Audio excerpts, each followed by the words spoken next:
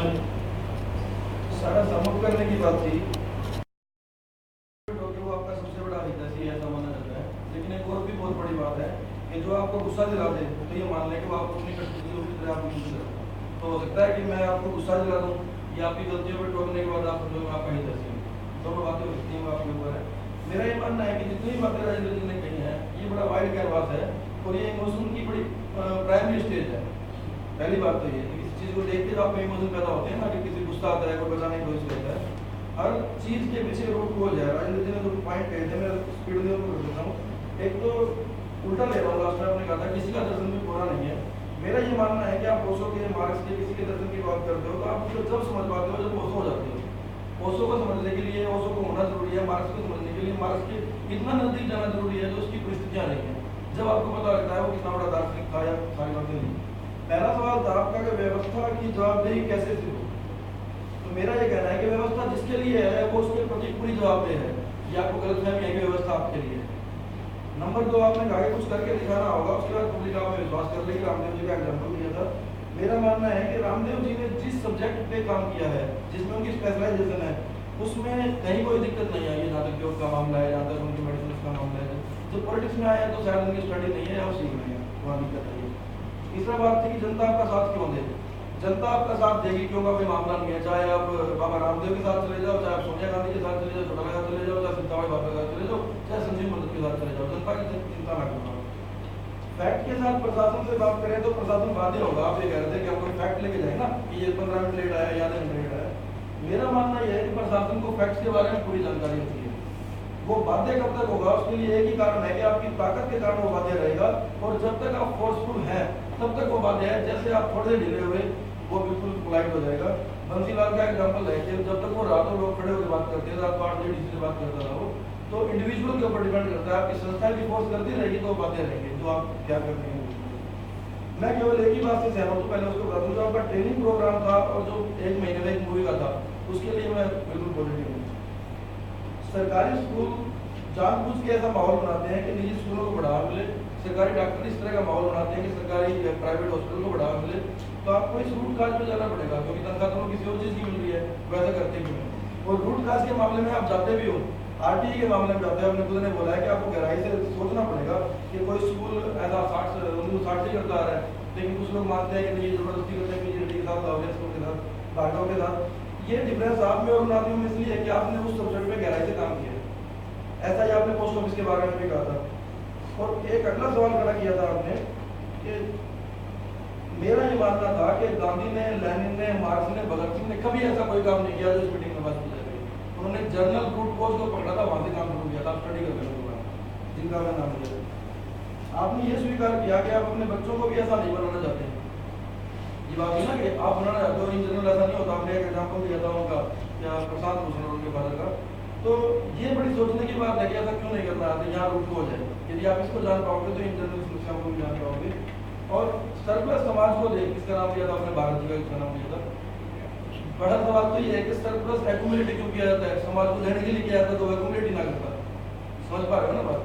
ये इस तरह के सवाल है, इस तरह की बात है कि there are so many agendas के जितने हम लोग हैं, इससे यदि आप 100 गुना कर दो तो इससे ज्यादा एजेंडे हो सकते हैं। अपना टाइम पंचुअलिटी का, दामोदर प्रभात जी का, जयप्रकाश जी का, रिलीजन का हो सकता है, किसी का वीडियोग्राफी का हो सकता है, किसी का करप्शन का हो सकता है, किसी का टाइमिंग का हो सकता है, नगर निगम का हो सकता है। एक डिपार्टमेंट में 1000 एजेंडे हो सकते हैं, एक डिपार्टमेंट के लिए। इन जनरल होता है 1 लाख। तो मेरा मानना यह है कि रूट कोज को जहाँ तक आपने स्टडी किया वहाँ तक आप रूट कोज में जा रहे हो, उसमें कहीं कोई दोहराई नहीं है। लेकिन वो पर्टिकुलर एजेंडे की बात करते हो आप। यदि हम वाकई में किसी चीज़ का समाधान चाहते हैं तो मैं ये देखना पड़ेगा कि गांधी ने किस तरह से काम किया था, भगत सिंह ने किस तरह से काम किया था, मार्क्स ने किस तरह से काम किया था।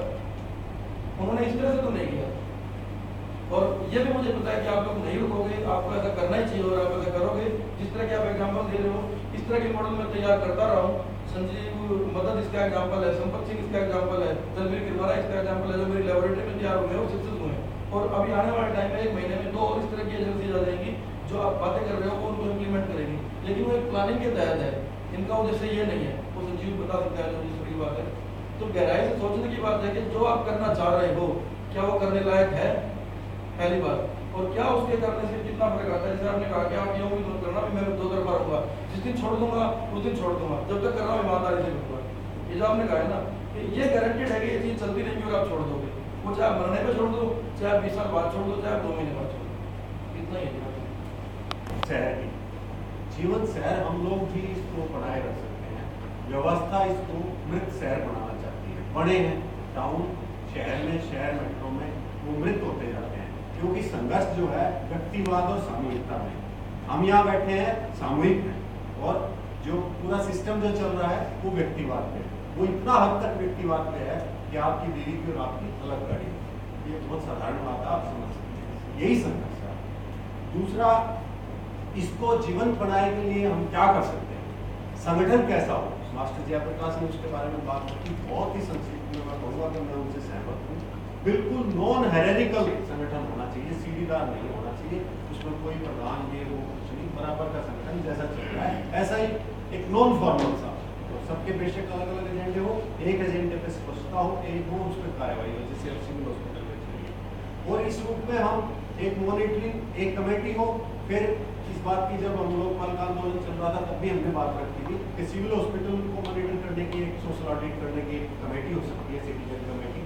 ऐसे ही एक स्कूल्स की हो सकती है, ऐसे ही दूसरी चीजों की हो सकती है। कंबाइंड भी एक आप बना लें, अलग अलग भी आप बना लें, जिसमें जिनके पास टाइम है वो अलग अलग से कमेटियों में स्पेशलिस्ट हैं, उसके उनके पास इंफॉर्मेशन भी है, वो कंट्रीब्यूट कर सकते हैं। ये नेक्स्ट मीटिंग में हम इस तरह की प्लानिंग दे सकते हैं। ट्रेनिंग वर्कशॉप मूविंग मीडिया का जो कहा है हम उससे सहमत हैं, बिल्कुल बहुत बढ़िया किया। अपने बच्चों को नहीं डालते, उसमें मैं स्पष्ट करना चाहूँगा कि मेरी ड्यूटी बनती है। कबीर वो लकड़ रखा करते थे, वो कहते आप लकड़ी किस लिए रखते हो? बोला वो मेरे साथ जो आएगा वो घर ढूंढना पड़ेगा, तो मैं लकड़ रखता हूँ ताकि उनके तमाशा देखना है यहाँ। तो ये स्पष्ट है सारी बात। कौन आएगा? हम घरों में बात करते हैं तो बच्चे हमारे ये कहते हैं महात्मा गांधी बनने का ठेका, भगत सिंह बनने का ठेका आपने ले रखा, हमने थोड़ी ले रखा। हम उनको समझाते हैं ना कि मान लो आप कोई काम कर रहे हो, इसमें थोड़ा बहुत तो पब्लिक वेलफेयर रखो आप। नहीं, टोटल सोसाइटी कमर्शियलाइजेशन की तरफ है, पैसा कमाने की दौड़ है।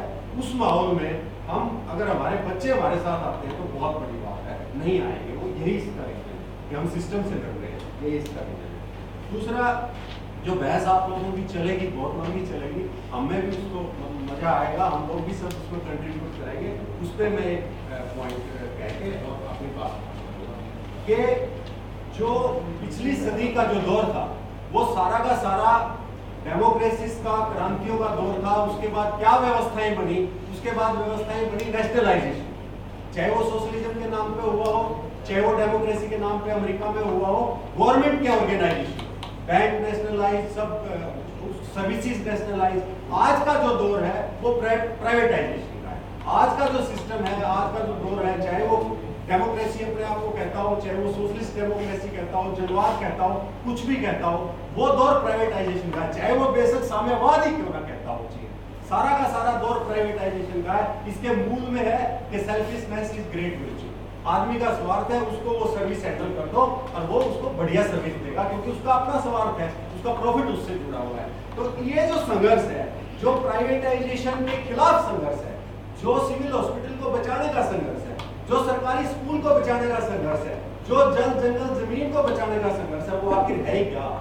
ये सारा जो व्यवस्था का, मुनाफे का जो हमला है, उसके खिलाफ लड़ने का संघर्ष है। संघर्ष में ही ये बात स्पष्ट होगी। ये यूनियनों ने लड़ना था, नहीं लड़ा उन्होंने, चाहे वो साम्यवादी थी, गैर साम्यवादी थी, कम्युनिस्ट थी, गैर कम्युनिस्ट थी, उन्होंने नहीं लड़ा, तो आज वो सारा प्राइवेटाइजेशन हो गया।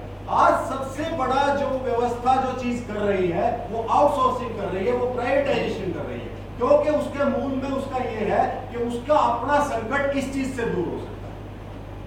वो इस चीज को फैल करना चाहती है जो भी थोड़ा बहुत बचा हुआ है। ये कोई व्यवस्था में भरोसा बनाए रखने के लिए नहीं है प्रसाद, ये व्यवस्था में भरोसा बनाए रखने की और व्यवस्था को सुचारू रूप से व्यवस्था में भरोसा तोड़ने की लड़ाई नहीं है। असल में ये सिस्टम को समझने की लड़ाई है। ये जब जैसे राजमान कह रहा है, ये रूट से जब हम करेंगे, संजीव जो कर रहा है, रमेश जो कर रहा है, राजेंद्र जो कर रहा है, उसी से ये सारा सिस्टम एक्सपोज होगा।